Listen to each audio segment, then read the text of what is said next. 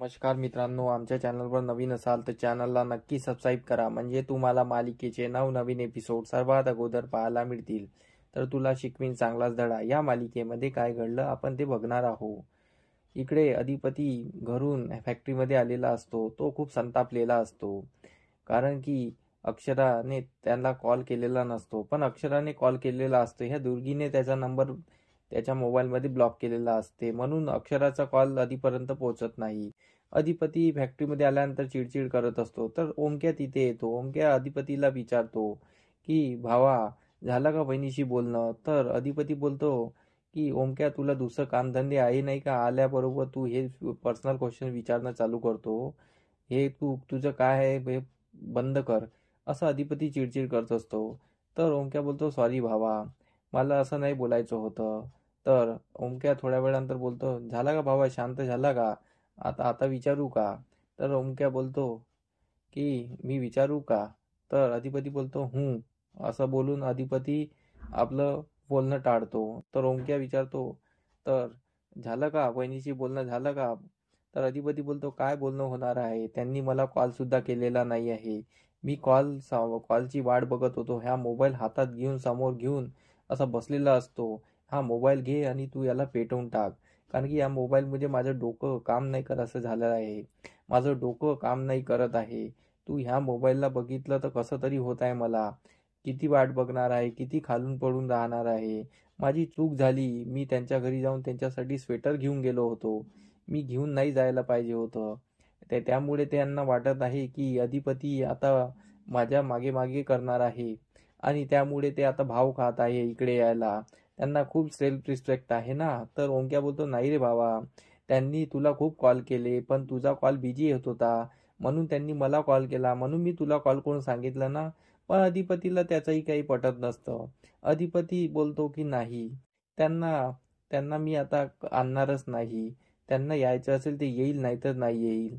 तर ओमक्या त्याला समजायची कोशिश करतो, पण अधिपती काही समजायला खाली नसतो. तर इकडे शाळेमध्ये अक्षरा आपली बसलेली असते, आणि अक्षरा विचार करत बसलेली असते. तर अक्षराचा क्लास पण असतो. तर तेवढ्यात दुसऱ्या क्लासच्या टीचर तिच्याजवळ येतात. झालं अक्षरा तुझे काम, मला थोडं बाहेर जायचं होतं, माझी क्लास अटेंड करशील का तू? अक्षरा बोलते, हो ना, का अटेंड नाही करणार, आपल्याला सर्वांना एकत्रच काम करतो ना, आणि मला तर क्लास अटेंड करायला खुशीच आहे. तर तर मॅडम बोलतात, नाही, मी तुला हेच म्हटलं की बा फक्त क्लास अटेंड करून घेशील, कारण की तू नेहमी माझी मदत करते आणि तू सर्वांचीच मदत करते, असे ते दोघं बोलत असतात.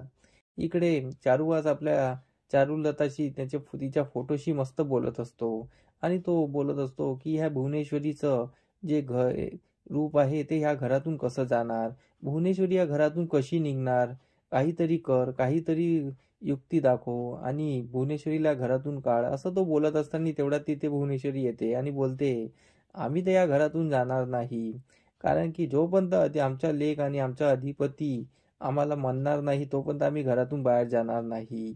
तुम्ही किती काही म्हणा तरी काही आम्हाला फरक पडणार नाही. तर चारुवास आणि भुवनेश्वरीमध्ये भांडण होत असतं. तर चारुवास भुवनेश्वरीला खूप बोलतो, तू मला एवढे वर्ष दवाई देऊन तू मला असं बेशुद्ध ठेवलेलं आहे, आणि तू मला सांगती आहे की मी अक्षराला घरात येऊ देणार नाही आणि मी घरातून बाहेर जाणार नाही. हा, अक्षरा या घरची सून आहे, तू या घरची कोणीच नाही आहे, तू या निघ ह्या घरातून. तर त्यावर भुवनेश्वरी बोलते, तुमचं काय होय नेहमी नेहमी चालू राहते, निघ या घरातून, निघ या घरातून, तुम्ही त्याच्या अगोदर दुसरं काही शिकले आहे की नाही आहे? मी जोपर्यंत अधिपती म्हणणार नाही तोपर्यंत मी या घरातून निघणार नाही. तर त्यावर चारुवास बोलतात, तू काय मर्जी आहे, अधिपती तुला कधी असं म्हणणार नाही, कारण की त्याच्या डोळ्यावर तुझी अ, पट्टी झाकलेली आहे, आणि तू तो तुझ्या आहारी गेलेला आहे, तू त्याला भुरळ पाडली आहे. तर त्यावर भुवनेश्वरी बोलते, भुरळ नाही, आम्ही त्यांच्यावर माया केलेली आहे, आईची माया केलेली आहे, आणि आमच्या आईच्या मायेपोटी मी जेव्हा घरात नसताना त्यांनी अख्खं शहर पालथं घातलं होतं, आणि त्यांनी मला शोधून काढलं, हे तुम्हाला माहीतच आहे. तर चारुवास बोलतो, हो, त्याच्यावर तुझी भुरळ आहे ना, म्हणून तो तसा करतो आहे. ज्या दिवशी त्याच्या डोळ्यावरून तुझी भुरळ निघेल, त्या दिवशी बघतो तुला घराच्या बाहेर स्वतः काढेल. तर भुवनेश्वरी बोलतो, आम्ही आम्ही तीच वाट बघत आहे. अधिपती आम्हाला एकदा तरी म्हणावं की आईसाहेब तुम्ही या घरातून निघून जा, आम्ही लगेच या घरातून निघून जाणार, असं ते शब्द देत असते. पण मास्तरीबाईंनी आमचं खूप मोठं वाकडं केलेलं आहे. त्यांनी आमचं लग्न सुद्धा तोडलेलं आहे आणि त्यांनी मला कधी मान दिलेला नाही, कधी आमच्याशी अदबानी बोललेले नाही, नेहमी आम्हाला घालून पडून बोललेले आहे.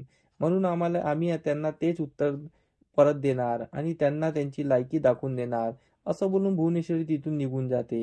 इकडे अधिपती फॅक्टरीमध्ये विचार करत बसलेला असतो. इकडे दुर्गी मस्त चाय नाश्ता करत असते. तेवढ्यात तिथे आजी येत असते की माझा मोबाईल कुठे आहे, मला दिसत नाही आहे. तर त्यावर दुर्गी बोलते, मला काय माहित, तू तू ठेवला असेल, तू बघत बस. तर त्यावर आजी बोलते, तूच माझ्या रूममध्ये गेली होती, तेव्हापासून माझा मोबाईल दिसत नाही आहे. कोणाचे कॉल आले काय आले मला माहिती नाही पडत आहे, पण मोबाईल तर दुर्गी जवळच असते. दुर्गी खोटं बोलत असते. तर आजी आणि दुर्गीमध्ये वाद होते. तर आजी बोलते, मी धनाजीला विचारते आणि यांना त्यांना विचारते, जर नाही मिळाला तर मला विचार करावा लागेल, अशी आजी बोलत असते. तर त्यावर दुर्गी बोलते, ठीक आहे, तू तिकडे धनाजीला बोलायला चालली ना, एक काम कर, माझी हे कप आणि हे नाश्त्याची प्लेट घेऊन जा. त्यावर आजी बोलते, तू याच्या अगोदर काय बोलली होती की मी सेल्फ डिपेंडेंट आहे ना, तर जा स्वतः जाऊन ठेव. तर त्यावर दुर्गी रागाने उठते. तर तेवढ्यात काय दुर्गीच्या हातून आजीचा मोबाईल पडतो. आजीचा मोबाईल पडल्यावर आजीला मोबाईल दिसतो. आजी बोलते, दुर्गी तू खोटं बोलली माझ्याशी, तुझ्याजवळ माझा मोबाईल होता, कोणाचा कॉल आला होता सांग बरं. तर त्यावर दुर्गी बोलते, हो अक्षराचा कॉल आला होता आणि मी कॉल उचलला होता. तर त्यावर आजी बोलते, हो का. आजीला खूप खुशी होते. काय बोलली असं विचारते.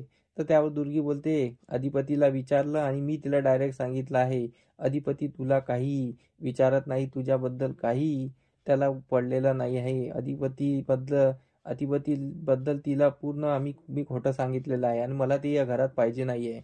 आणि तुला ताईने सांगितलं ना, तुला शपथ दिली आहे ना, तर तू तिच्याशी खोटंच बोलायचं आणि तू तिच्याशी दूर नातं लोटायचं, असं तिला सांगत असते. तर इकडे आजी विचारा पडलेली असते की आता भुवीने मला शपथ घातलेली आहे, तर तिची शपथ मी तोडू शकत नाही. तर आजी पेचात पडलेली असते. आता काय करावं काय नाही. आता समोरील भागात हेच पाहणं रंजक ठरणार आहे की अक्षरा अधिपतीला भेटते का आणि ती गोड बातमी अधिपतीला सांगणार का. त्यासाठी आमचे एपिसोड बघत राहा. आमच्या एपिसोडमध्ये तुम्हाला काही त्रुटी आढळल्या तर थोडा समजून घ्या. आम्ही समोरील भागात तुम्हाला त्या त्रुटी भरून काढण्याचा प्रयत्न करूया. मंडळी, तुम्हाला आमचा व्हिडिओ कसा वाटला हे आम्हाला कमेंटद्वारे नक्की कळवा. तेव्हा आम्ही तुमच्या प्रतिसादाला उत्तर नक्की देऊ. आणि आमचे व्हिडिओ बघत राहा. आमचा व्हिडिओ किती छान वाटतो हे आम्हाला कमेंटमध्ये नक्की सांगा. धन्यवाद.